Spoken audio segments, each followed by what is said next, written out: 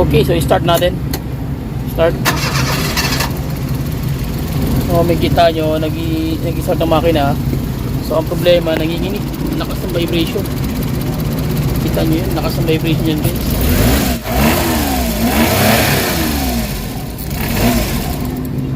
Tapos mamamatay. Yun ang problema guys. So kailangan naka-accelerate ka lang para hindi mamatay yung engine. Yan, yun nawawala talaga. So yun ang ating problema guys. Kailangan mo talagang i-on siya.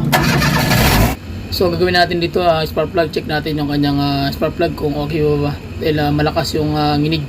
So makikita natin dito na busted na. So subject for replace na ito. Hindi na pwede itong gamitin dahil wala nang spark na maganda madudulot sa engine ng makina.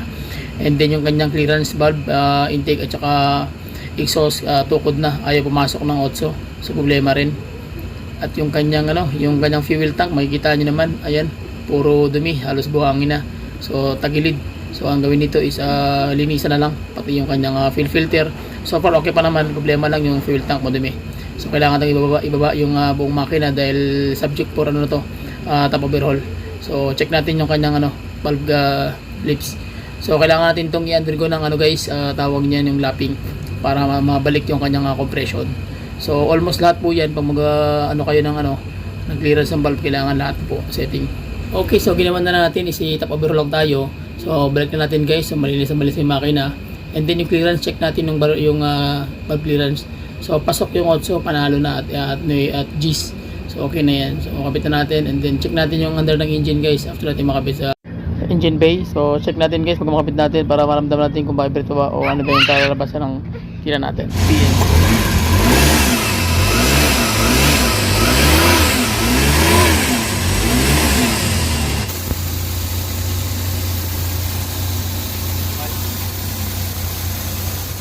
Magpalang araw guys, another client naman tayo na Suzuki DA64. So ang problema nanginginig yung makina, tapos low power, tsaka nawawala yung hatak ng sasakyan. So check natin guys, diagnose natin para makita natin actual to track. Okay, so start natin. Start. So may kita nyo, nag-start ang makina. So ang problema, nanginginig, lakas ng vibration. Kita nyo yun, lakas ng vibration yan guys. Namamatay. So yun ang problema niya, pag i-accelerate mo namamatay.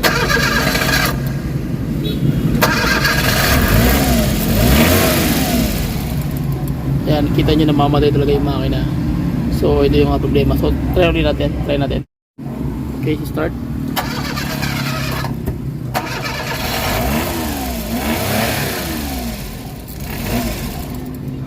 Tapos mamamatay.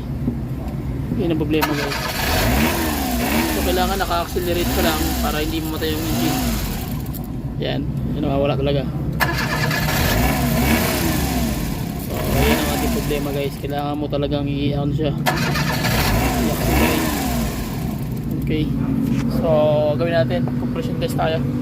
So pag ganito sistema na ayaw tumuloy, ibig sabihin may supply ng kuryente yan, may supply na ng fuel yan.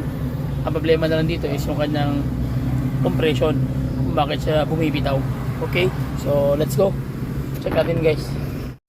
Tatanggalin natin ngayon yung kanyang mga spark plug para makita natin kung okay pa ba yung kanyang sabog ng apoy o yung kuryente doon sa combustion chamber. So dito natin ma-find out guys na yung spark plug goods pa ba o hindi na. So sa mga ganitong instances, makikita nyo na yung kanyang spark plug is subject for replace dahil busted na po yan. So makikita nyo may mga parang kalawang. So ibig sabihin na yan po ay talagang gamit na.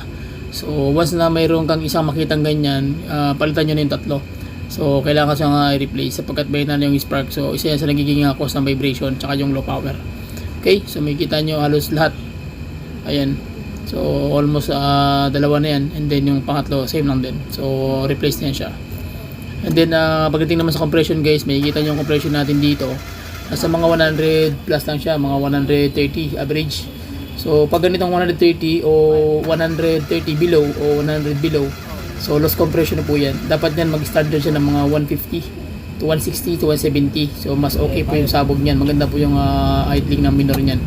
Opo, dahil maganda yung compression. So ito yung pangalawa, makikita nyo yung pangalawa niya is nasa 110 lang. So ibig sabihin hindi pantay. Yung isa 130, yung isa naman yung pangalawang silindros is nasa 110. So hindi siya pantay guys. So ayan, inulit namin. So 110 lang. Ibig sabihin ang problema nito is yung kanyang compression. So may problema sa compression during pag-akyat ng piston. So magkakaproblema talaga ito tinatawag na compression stroke. So yung kanyang sabog doon is magkakaroon ng singaw sa kanyang combustion chamber. So last 3 cylinder guys, check natin kung ilan yung kanyang yung kanyang palo. Start. Okay, so makikita natin yung compression nasa 110 lang. So napakababa. As compression po ito. So subject for underlapping ng kanyang mga barbula, intake tsaka exhaust. So yun po yung gagawin natin ngayon. So ang gawin natin guys after nito is mag-undergo tayo ng tawag na valve clearance. So check natin yung kanyang clearance guys kung ano yung tukod dito na barbula. So ay sa intake or sa exhaust. So kung may tukod din guys, ibig sabihin subject for ano talaga yan, for baba ang kanyang system. So tukod, barbula talaga no. Hindi kasunod Pasok. Anong size yan? 8. Intake. Okay, tukod ng barbula. So yun ang problema niya. Tapos diri sa number 2, exhaust. So tukod guys, ay ibig sabihin naka-open na yung kanyang barbula during fire stroke. So kailangan siyang i-undergo talaga ng underlapping para pumasok yung kanyang clearance dyan sa loob mismo ng clearance ng tappet. Okay? And then na-check din namin guys yung kanyang fuel tank dahil mahina yung supply ng pressure ng kanyang fuel. So check namin yung tanke. So yan, na-find out namin na sobrang dami ng kalawang. So ang gagawin natin dito is undergo na rin ito ng tawag yan, ng cleaning. Okay, so makikita natin, dinukot nga namin to. Makikita nyo yung buhangin. So hindi na po siya kalawang, buhangin na po siya. So isa yan sa nagbibigay ng engine vibration tsaka low power kasi nga mahina na yung pasok ng fuel na punta doon sa injector. So dahil barado rin. So marami na siyang naging cause. So yun po yung mga basic pointers dito guys na dapat yung malaman. Okay? So ano nga gawin? So yung filter, okay pa naman, malakas yung pressure ng kanyang motor. Problema lang yung kanyang filter. Kailangan na siyang palitan. So yun po yung gagawin natin dito. So diretso tayo guys hanggang ma-find out natin kung ano yung main issue at para natin ma-address yung concern ng may-ari. Okay? So dito nag-decide na kami na ibaba yung kanyang buong makina para ma-undergo na natin to ng top overhaul. So sa mga nagtatanong sa akin sa mga engine vibration, sa mga marami pong nagiging cause po nito.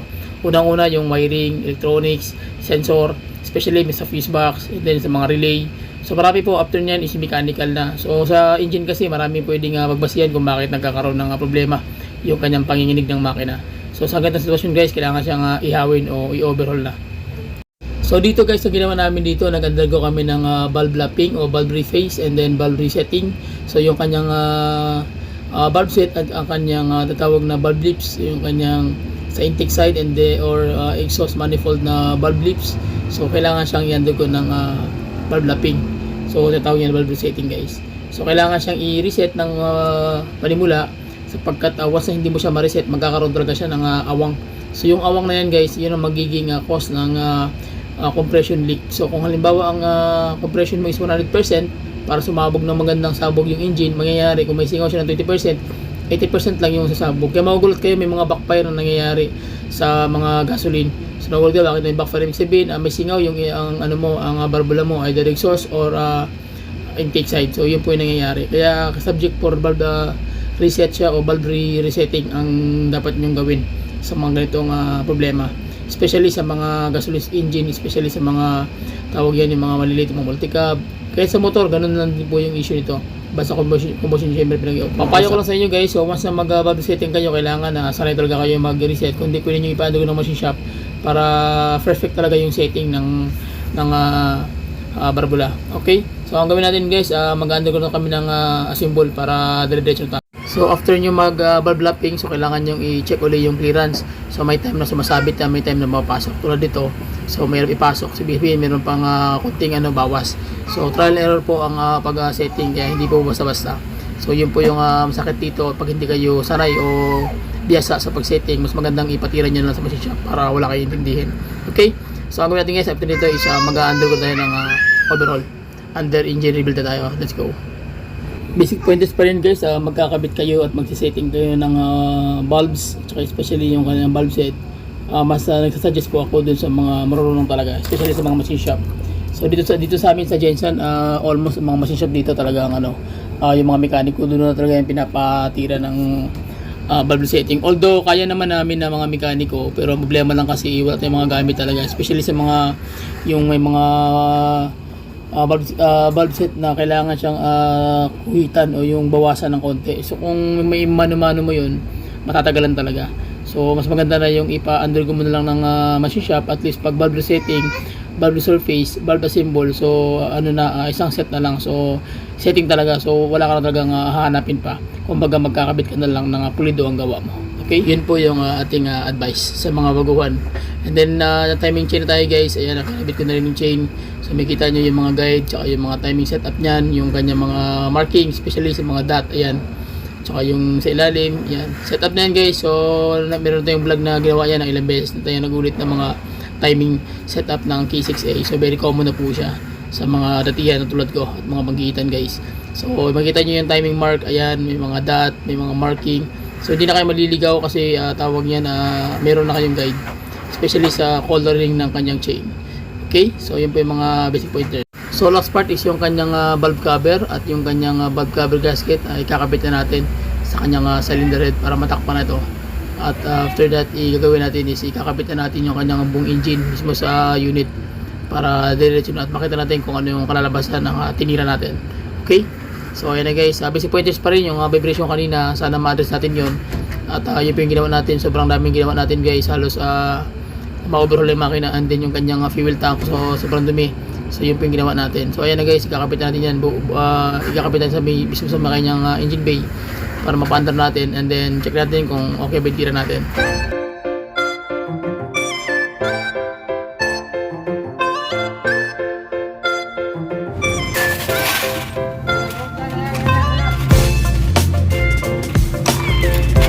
So check natin guys.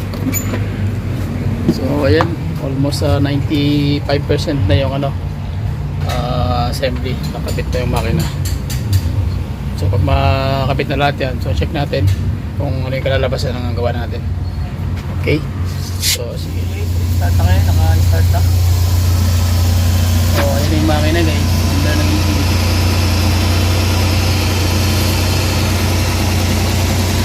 Ulit lang PM.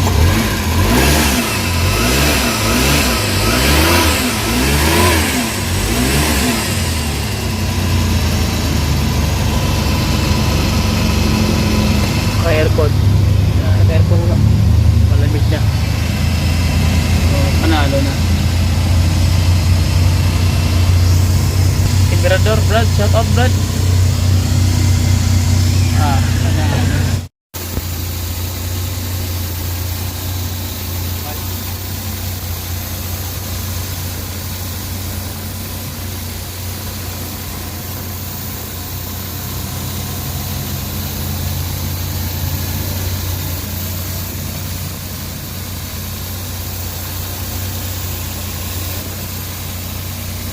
Dito lang guys sa muli, maraming salamat sa inyo sa walang sawang suporta sa aking mga follower, subscriber at sa aking mga commentators. So comment lang kayo guys sa baba, and then I will try to answer all of your questions. Okay, sakapin ko na maubos yan lahat ng mga tanong nyo na masagot natin. Okay, so please subscribe to my YouTube channel, share my video. Bye bye and God bless. See you.